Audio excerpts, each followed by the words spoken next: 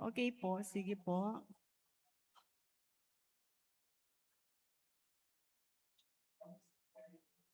Ayan. Okay po, good morning po. Ayan, so start na po natin yung Sunday school po natin. So it's already 9:20 pero sandali lang naman po ito kasi more on review, ire-review lang po natin yung 12 na lessons po natin na na-discuss natin. Okay po, sige po. So before we start po, let us pray po. Let's bow our head and let's pray. Dear God, salamat po kayong oras sa inyo na pigkalubyo po ka rin bawat metong Lord. Salamat po kayong willingness at eagerness na po rin bawat metong na munta kening church para makirandam ginun Diyos ka rin kaya kasalita o God. Dakal po salamat o Lord, kaya bibiyayo pong kalakasan ginun Diyos ka rin bawat metong kaya masanting pamikatawan ginun Diyos. Dakal-dakal salamat and also Lord, pasalamatan dakal kayong protection na bibiyayo po aldoldo kaya kami o God. Dakal din salamat o Lord ka rin challenges na harapan mi king aldoldo pero maniwala kami ginu eyo kaya po lalakwan, lagi kayo po nga tsaking lelemi, na manantabi, kaya kami ginin Diyos at mag-guide king decisions na gagawan mo po kaya kami biyo, God. Lord, as we study itong rening kaya ang salita, Ginoo, ikay pong mamaya wisdom kaya kami, O Lord, na lalong mila pa pong antin dyan, at alimila mo po antin dyan, Ginoo Diyos, ay apply mila naman po kaya kaming biya, Ginoo Diyos. Dakal po salamat, in kaya kayo pong liwanag, ya pong magliwanag karing biyada po rin bawat metong kaya kami ginun Diyos, at maging living testimony la po rin bawat metong ginun Diyos. Dakal po salamat, O Lord, ika mo po kaya kami pupurian, pasalamatan, in Jesus' name, Amen. Ayan po. Okay, so once again po, good morning po sa ating lahat. So welcome po sa ating Sunday School. So yung gagawin po natin today is review po tayo. Re-reviewin po natin yung mga lessons po na na-discuss po natin. Ilang lessons po kasi meron tayo sa Sunday School. Nakailan po? Okay, naka 12 lessons po tayo. So, i-review po natin and then i-highlight lang po natin yung lahat naman po importante no or mahalaga or maganda yung mga na-discuss po natin or i-highlight lang po natin yung ibang mga lessons po natin na na-tackle or na-discuss po. Okay po? Sige po. Ayan, so natapos po tayo sa opening prayer. Let's review yung 12 lessons. Sige po. Tingnan nga po natin kung natatandaan pa po natin. Ayan, kung mayroon po tayong mga naisulat dyan, okay, nag-lecture, alam ko po na, alam ko po na naisulat po ninyo yan. Sige nga po, ano nga po yung unang-unang lesson po? Okay, yung salvation. Ano po yung sa'yo, Sister Leah? Tamang pundasyon. Okay, so tingnan po natin kung ano po yung tama. Okay, foundation. Ayan. So yung first lesson po natin na natalakay po sa ating Sunday School is about foundation. Ayan. So ano po yung kasing kwento dito sa foundation na to? Ano po kasi yung naikwento natin before? Tungkol po saan? The two kinds of foundation. Ayan. So, yung dalawang klase po ng pundasyon. Ayan. So, it is based po doon sa Matthew chapter 24 verses Matthew chapter 7 verse 24 to 27. Ano po ang nakalagay po dito? Basahin po natin ng sabay-sabay. Kaya't kung may nakikinig sa mga salita ko at sumusunod dito, matutulad siya sa isang matalinong nagtayo ng bahay sa batuhan. Bumagyo at bumaha ang ilog at humangin ng malakas, ngunit hindi nagiba ang bahay sapagkat itanayo ito sa batuhan. At ang sino mang nakaririnig sa aking mga salita at hindi nagsasagawa nito, matutulad siya sa isang hangal na nagtayo ng bahay sa buhangin. Bumagyo at bumaha ang ilog at humangin ng malakas at bumagsak ang bahay na kay laking kapahamakan. Ayan, di ba po meron dalawang klase po ng tao na nagtayo po ng bahay nila, doon sa batuhan at saka doon sa buhanginan. So yung tawag po natin doon sa tao na nagtayo sa batuhan ay wise man. At yung nagtayo doon sa buhanginan ay ang tinatawag na foolish man. Ayun po. So dapat po bilang Kristiyano, sabi nga, maging pundasyon po natin ay yung katulad doon sa wise man na nagtayo po ng kanyang bahay sa batuhan. Okay po? So hindi po katulad ng isang foolish man. So ngayon po ang tanong, paano po natin may tatayo yung bahay natin sa batuhan? Dapat magkaroon po tayo ng matibay na pundasyon. At sino po yung pundasyon natin? Okay po, very good po. Napaka-active po ng mga students po natin. Ayan, parang magkakaroon tayo ng ano dito, Pastor. Oo, yung mga with honors natin nandito. Okay. Ayan. So, kailangan si Jesus Christ po, siya po yung ating pundasyon. Paano po ba natin maipapakita na ang ating pundasyon ay si Jesus Christ? Sa maayos na pamumuhay, ano pa po?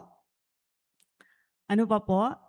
Na kapag ka po ba tayo may problema, sino po ang unang tinatakbuhan po natin? Si Jesus. Okay, nagpe-pray po ba tayo kapag ka po tayo ay may pinagdadaan ng pagsubok? Or iba po yung pinupuntahan natin? Baka mamaya yung kapitbahay po natin, doon po natin ibinuhos lahat or isinabi lahat. So kailangan it's okay po. First, si Jesus Christ po muna. Kung meron po tayong nararamdaman na hindi maganda, mayroon po tayong mga problema na pinagdadaanan. So, ang una po nating lalapitan ay si Jesus. Dahil sabi po natin, siya po yung pundasyon po natin. Kapag hindi po natin yung ginagawa, madali pong mabuwag yung pundasyon po natin. Okay po? Pangalawa po, ano po yung pangalawa? Ayan, maganda po talaga na nagte-take down notes, no? Para po nare-review po natin, no? Okay. Minsan po kasi pag nag-rely po tayo sa memory natin, minsan nakakalimutan po natin. So, mas maganda pa rin po may naisusulat po tayo. Ano po yung pangalawa? Foundation. The next one is 5, 4, 3, 2, 1. Okay. Absent. Okay, absent nung diniscuss. It's life after death. Ayan. So as born-again Christian, so we believe that there is life after death. So yung buhay po natin dito sa mundo na to ay pansamantala lamang dahil meron pong buhay na naghihintay po sa atin after po ng kamatayan. Okay? Wala pong nakakaalam sa atin kung ilang taon po tayo mag-i-stay dito sa mundo na to. Okay? Na sana ewan ko kung gugustuhin po natin na katulad ng pinakamatandang tao na nabuhay sa mundo na si Methusalem na umabot ng 900. I think si Brother Condring yata, gusto po yata, no, Brother Condring? 969 years old. Ay, basta malakas po, no? Yan. At nakakapag-share pa po ng salita ng Diyos. So maganda po na mabuhay po tayo ng matagal. Ayan. Pero ni isa po sa atin, wala pong nakakaalam kung hanggang saan po tayo or hanggang kailan po tayo mananatili dito sa mundo. Pero as Christian, naniniwala tayo na after po ng buhay natin dito sa mundo, meron pong buhay na naghihintay sa atin. Sabi nga po dito sa Hebrew chapter 9 verse 27, itinakda sa mga tao na minsan lamang mamatay at pagkatapos ay paghukom. So hindi po tayo paulit-ulit na mamamatay. So isang beses lang po mamamatay ang isang tao. Nakalagay po dito may paghukom. So ibig sabihin po, meron pa pong mangyayari. After po ng buhay natin dito sa mundo, meron pong mangyayari. At naniniwala po tayo, ayun nga, yung paghukom, at we Christian, when we receive Jesus Christ as our Lord and Savior, by the grace of God, we are saved. Naniniwala tayo na makakapiling po natin ng Diyos doon sa langit. Yun po yung ating paniniwala po na mga Kristiyano at paniniwalaan po natin. Ayan. And number 3, ayan, na-reveal ko na. Ayan, dito pa lang po yung salvation. So, una, foundation. Pangalawa, life after death. And then pangatlo is salvation. Ayan. So, paano po ba tayo naligtas?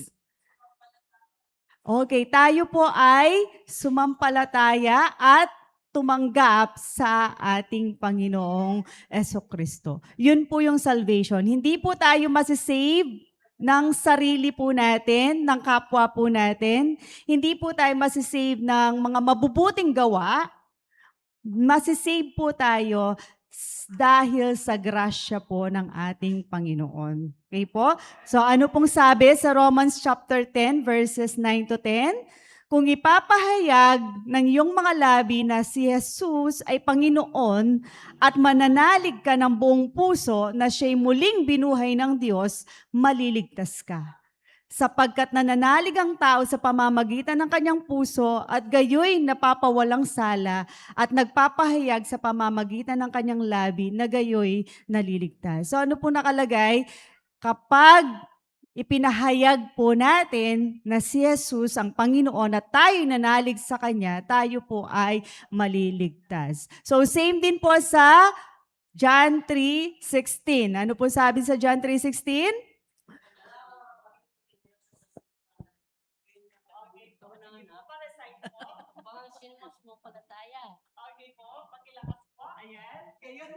Gayon na lamang ang pag-ibig ng Diyos sa libutan, kaya binigay niya ang kanyang bugtong na anak upang ang sino man sumampalataya sa kanya ay magkaroon ng buhay na walang hanggan.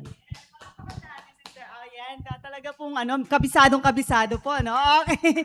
Ayan, so yung John 3:16 po, so may papakita po or mababasa po natin doon na tayo'y naligtas dahil sa pag-ibig ng Diyos sa atin. Hindi po dahil sa sariling kakayanan po natin. At pag tayo'y naniwala, tayo ay nanalig, tinanggap natin siya, tayo po ay maliligtas. So naniniwala po ba tayo ng tayo'y ligtas na?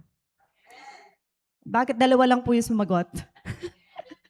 Naniniwala po ba tayo na tayo po ay ligtas na?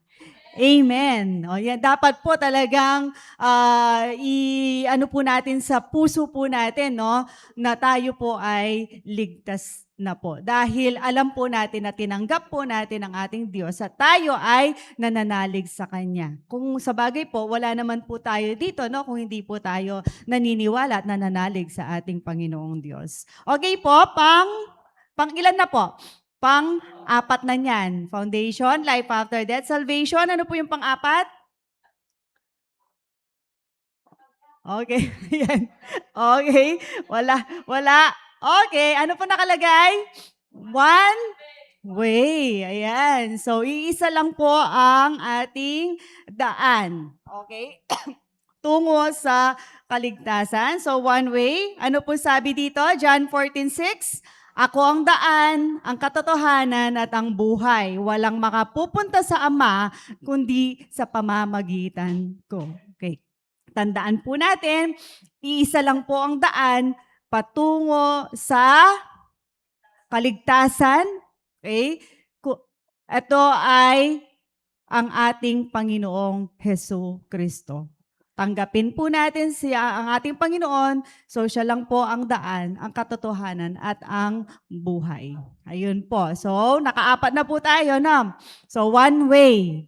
Iisa lang po ang daan. Wala na pong ibang daan. Okay? So, isa lang po yan. It's the way of Jesus Christ. Huwag na po tayong liliko.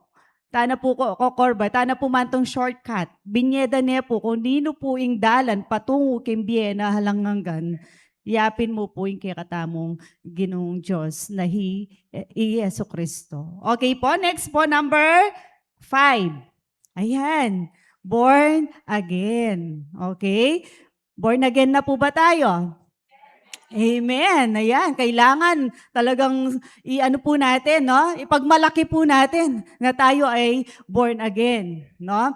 So, wag po yung halimbawa tinanong tayo, ano yung paniniwala natin? Hindi po natin masabi-sabi, no? Kailangan we have to be proud that we are born again. Ano po ba ang ibig sabihin ng born again? So, itong born again na to, makikita po natin sa John chapter 3 verses 1 to 7.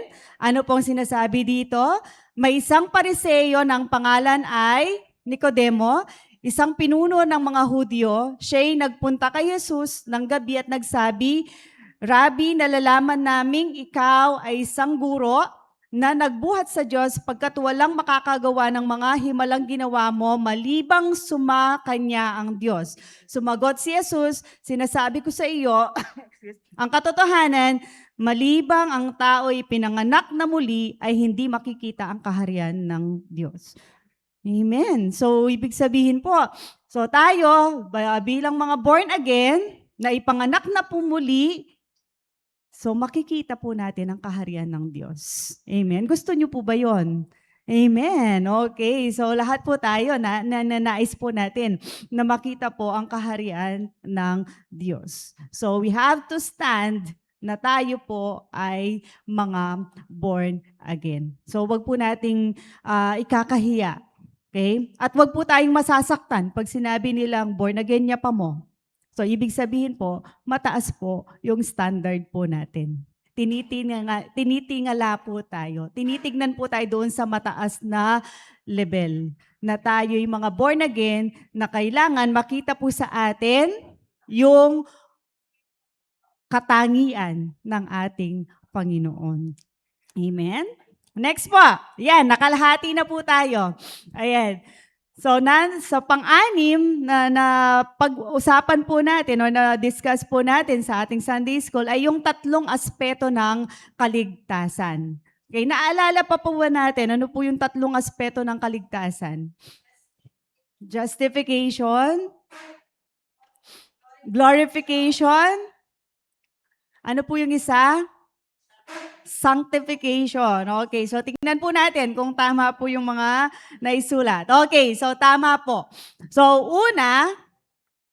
unang aspeto po ng kaligtasan, number 1 is justification. Pagpapawalang sala or pagiging matuwid. So dito sa 2 Corinthians chapter 5 verse 17, kaya kung sino man ay na kay Kristo, siya ay bagong nilalang, ang dating bagay ay lumipas na, kaya siya ay lubos na nagbago. So, ibig sabihin, kapag po tayo ay na-born again na, okay, tayo po ay ligtas na, so kailangan tayo ay bagong nilalang na.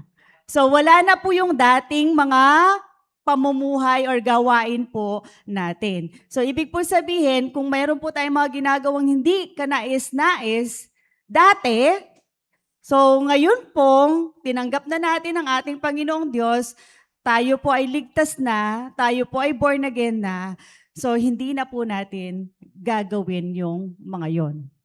Amen? So tayo po ay bagong nilalang. Kailangan maging matuwid po tayo. Ayan. So next po, sanctification, pagpapabanal. So, or pagiging banal. Ano po sinasabi sa Filipos chapter 2 verses 12 to 13? Magpatuloy kayo sa gawain ng inyong kaligtasan na may takot at panginginig sapagkat ang Diyos ang gumagawa sa inyo upang kayo'y magnasa at kumilos ayon sa kanyang magandang layunin. So, kailangan, so bilang tayo ay napawalang sala na, tayo ay namumuhay na sa katuwiran, kailangan patungo naman po tayo sa pagiging banal or pagpapakabanal. So, ganun po yon. Okay? So, next po, pangatlo ay glorification. So, being taken to glory. Ano pong sabi dito sa Filipos chapter 3 verses 20 to 21? Ngunit ang ating pagkamamamayan ay sa langit. Take note, hindi po tayo mamamayan dito sa mundo. Tayo po ay mamamayan sa langit. At mula rooy hinihintay nating may pananabik ang tagapagligtas, ang Panginoong Jesucristo, sa pamamagitan ng kapangyarihang ginamit niya sa pagpapasuko sa lahat ng bagay, babaguhin niya ang ating katawang lupa at gagawing tulad ng maluwalhati niyang katawan. Amen. So, ang ganda ng pangako naman po yun, no? So, glorification, na kapag po tayo ay naroon na kasama ng ating Panginoon, so we will be receiving a glorified body. So yung mga katawan po natin, no? So sabi niya, gagawing tulad ng maluwalhati ng kanyang katawan. O nung atintamo pong panandaman ngayon ni king katawan tamo, tintang arthritis, et milakad masalese, at tintamo pong imperfection. So time will come po, kapag tayo ay nandoon na sa ating Panginoon, so magbabago po lahat po yan. So we will have a glorified body. Okay po, number 7 na po tayo. So ano sabi? Pagbibigay ng ating buhay sa Panginoon. Okay? Ano po ba ang ibig sabihin nito na pagbibigay ng ating buhay sa Panginoon? So bakit mo ibibigay ang iyong buhay kay Hesukristo? Ano po yung reason? Bakit kailangan po natin na ibigay po natin ang buhay natin sa ating Panginoong Hesukristo? So tinanggap na po natin ang ating Diyos, tayo po ay naligtas na, tayo po ay born again na. Ayan. So tayo po ay patungo na doon sa pagpapakabanal, and time will come, we will be receiving yung gloria ng ating Panginoon. Pero bakit nga ba natin kailangang ibigay ang buhay natin kay Hesukristo? So meron pong 5 bagay po na nakalagay dito kung bakit po natin kailangan ibigay ang ating buhay kay Hesukristo. Una, to enjoy life. Naniniwala po ba tayo na pag tayo ay na kay Hesukristo, na-enjoy po natin yung buhay po natin? Amen. Di ba po? Number 2 is to be healed and restored. Siyempre, sino nga naman po ang ayaw na ma-healed or ma-restore? Physically, emotionally, spiritually po, no? Number 3, to be blessed and successful, upang pagpalain at magtagumpay. Kapag ang buhay natin ay sinuko na po natin sa ating Panginoong Yesus, so for sure, i-bless po tayo ng ating Panginoon at magiging successful po tayo sa buhay po natin.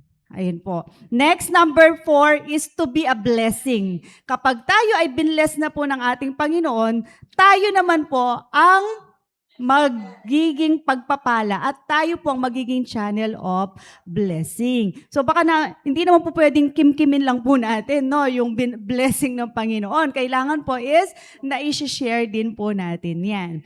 And number 5, to be eternally secure. Walang hanggang ligtas. Na alam po natin na pagkatapos po natin ng buhay natin dito sa mundo, so magkakaroon po tayo ng buhay na walang hanggan. Ito po yung mga reason kung bakit kailangan po nating isuko ang buhay natin sa ating Panginoong Hesukristo. Pang-ilan na po tayo? Number 8. Ayan, ang bilis na po. Ayan. Okay, number 8 lesson po. Actually, nagre-review na lang po tayo nito, no? Yung mga 12 lessons po na na-discuss natin. Starting nung magmula po nung nag-start po tayo sa Sunday School. So, number 8, 7 bagay na tinanggap natin mula kay Kristo. Di ba po, napaka-bless po natin na pag yung buhay po natin, inilaan po natin sa ating Panginoon, ibinigay po natin sa ating Panginoon, ang dami po nating natatanggap. Ang dami pong blessing na nare-receive po natin. Pero minsan, nanineglect natin or di po natin napapansin. Pero, nandyan po yung mga yan. Ano po yung 7 bagay na to? Okay? Natatandaan pa po ba natin? Una, kay Kristo, tumanggap tayo ng kapatawaran sa ating mga kasalanan. Forgiveness. So tayo po ay napawalang sala. Pinatawad po tayo sa ating mga kasalanan. Pangalawa, kay Kristo, tumanggap tayo ng buhay na walang hanggan. May assurance po tayo na tayo ay mabubuhay ng walang hanggan pagkatapos po ng buhay natin dito sa mundo. Di pa po nakakaano yun? Ano yun?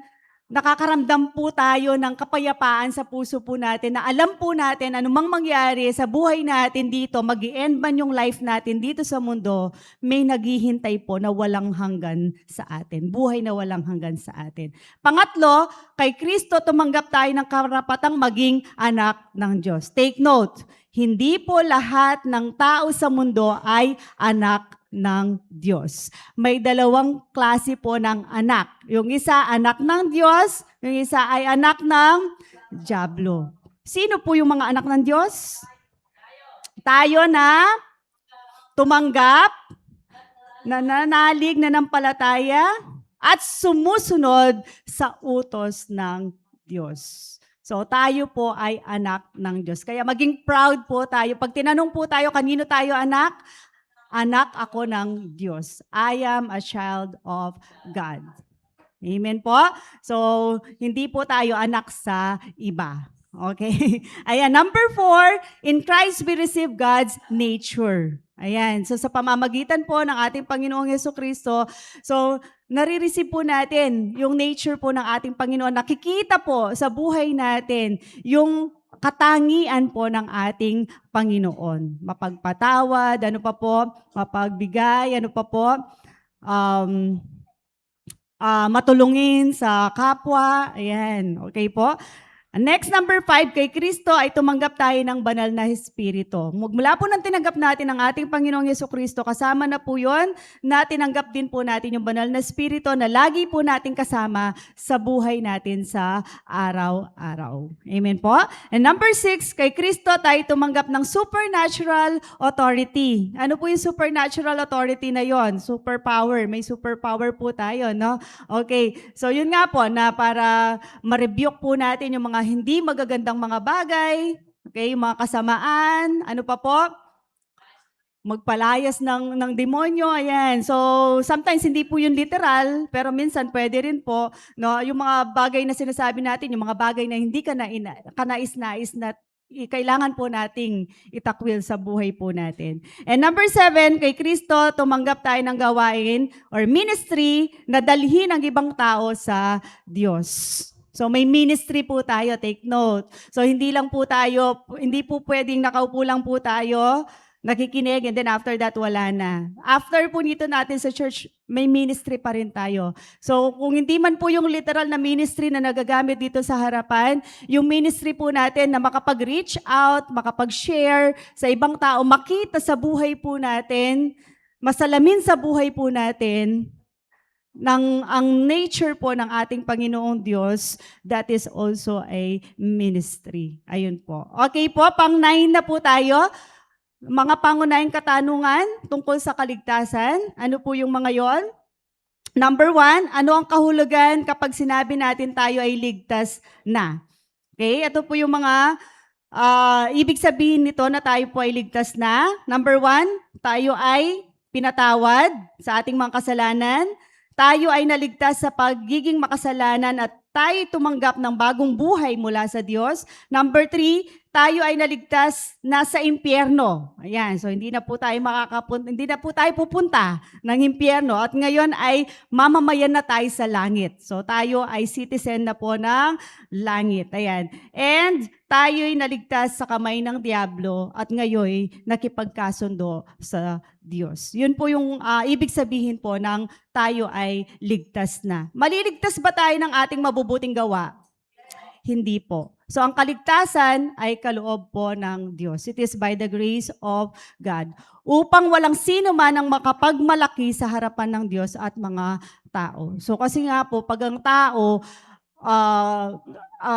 mananahan lamang or manggagaling lamang sa kanya, yung kaligtasan, baka mamaya is maging proud siya. So, kikilalanin niya, Diyos ay ang sarili niya. So, hindi ang Diyos. So, ang kaligtasan po natin ay nagmumula sa ating Panginoong Hesukristo. And number 10, ang plano ng Diyos. Ano po yung plano ng Diyos sa ating mga buhay? So, bakit nga ba tayo nilikha ng ng Diyos? No? Bakit nilikha ng Diyos ang tao? Number 1 is upang magkaroon ng ugnayan sa Diyos. Number 2, to reflect the image and likeness of God. Dahil hindi naman po nakikita ang Diyos literal dito sa mundo, so sa pamamagitan po natin ng mga Kristiyano na tumanggap sa ating Panginoong Hesus, kailangan makita po yung image po ng ating Diyos sa buhay po natin. And number 3, to take dominion over the earth upang magkaroon ng kapamahalaan sa mundo. Yun nga lang minsan ng tao, minsan siya po yung sumisira sa mga bagay dito sa mundo. Pero tayong mga Kristiyano, kailangan tumulong din po tayo para magkaroon ng magandang kapamahalaan dito sa mundo. Ayan po. Next, number 11, second to the last na po tayo. mamuhay na kasama ang Diyos. Dami na po nating napag-aralan, no? So, sa ilang months po natin na pagsa-Sunday School at sana po is na-apply po natin ito sa mga buhay po natin, no? Mamuhay na kasama ang Diyos. Anong ibig sabihin na mamuhay kasama ang Diyos? Number 1, may tamang relasyon tayo sa Diyos. Right relationship. May tamang relasyon nga po ba tayo sa ating Panginoon? Amen. Number 2, malapit na relasyon sa Diyos. Close relationship with God. Close ba tayo kay God? Paano tayo nagkikipag-close kay God?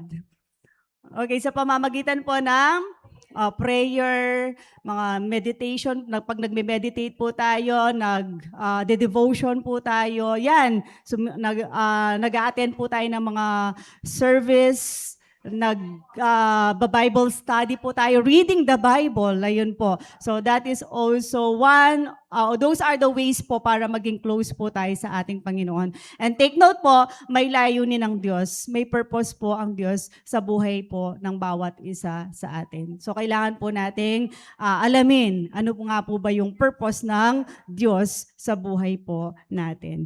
And last po, 7 palatandaan ng kaligtasan. Ito po yung last na na-discuss na po natin doon sa Sunday School. So ano po yung 7 palatandaan? Ito po yung mga tatak ng isang taong kay Kristo at nakaranas ng kaligtasan. Number 1 is, ang banal na spirito ang nagpapatotoo sa kanilang puso na sila'y anak ng Diyos. Yan po. Number 2, sinusunod nila ang mga utos ng Diyos. Yan, tayo po ay ligtas na pag po tayo ay nandyan ang banal na spirito, sinusunod natin ang utos ng Diyos, mahal nila ang mga tao.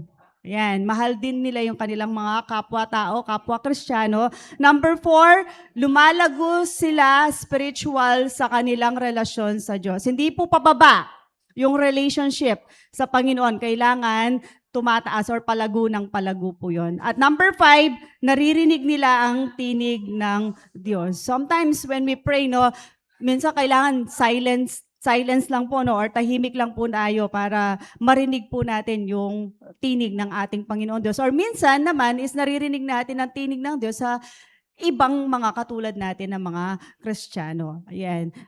May puso sila para sa ministry o gawain sa Diyos. Ito po. So kailangan po kung ano po yung mga ministry na iatang po sa atin, nandun po yung puso po natin para gampanan po natin or gawin po natin ng buong puso yung mga nakaatang po sa atin. Okay? So lahat po tayo may ministry. Lahat po tayo. Amen. Hindi lang po yung mga tumatayo dito ang sinasabi po natin na may ministry. Lahat po tayo, meron po tayong ministry. And number 7, tumutulong sila sa mga nangangailangan. Ayun po. Okay po? So, yun po yung 7 na tatak ng isang tao na kay Kristo na nakaranas ng kaligtasan or nakakaranas ng kaligtasan. Amen po? So, to God be all the glory po. Yun po yung mga napag-aralan po natin. Sana po is may tanim po yun sa mga puso po natin at may sa buhay po natin yung mga napag-aaralan po natin. Ayun po. So, napakaganda po na nagsusulat. Ayun, natatandaan po no, yung mga lessons po natin at nare-review po natin po yung mga iyan. So, yun po. Salamat po sa ating Panginoon sa binigay po niya na wisdom and strength po sa atin para mas lalo pa po natin na makilala ang ating Panginoong Diyos. So with that po, tayo pong lahat ay manalangin. Yumuko po tayo. Panginoong Diyos, maraming salamat po sa oras na ito na binigay po ninyo sa amin sa pagkakataon na kami po ay makapag-aral po ng iyong mga salita. Tulungan mo kami, O Diyos, na ito po ay matatak sa aming mga kaisipan, sa aming mga puso at maisagawa po namin ito, Panginoon. Turuan niyo po kami, Panginoon, na makita, O Diyos, ng ibang tao, Lord, ang dapat po, Lord, na makita nila na kung saan, Diyos, masasalamin, O Lord, ang iyong kabutihan, ang iyong pagmamahal, O Diyos. Maraming salamat, O Panginoon, sa kalakasan na pinagkakaloob niyo po sa bawat isa sa amin. At nawa, O Lord, Sa mga gagawin pa po namin sa aming service ngayon, kayo po ang mag-guide sa amin, kayo po ang mag-bless sa amin, O Lord. At mamaya, Panginoon, sa pansamantalang pag-iwahiwalay namin, O Diyos, kayo pa rin po, O Lord, ang manguna at magprotekta sa bawat isa sa amin, O Diyos. Kayo po ang aming sinasamba, kayo po ang aming pinupuri, tinataas, O Diyos, at dinadakila. Ito po ang aming panalangin sa pangalan ni Jesus. Amen and amen. Wow,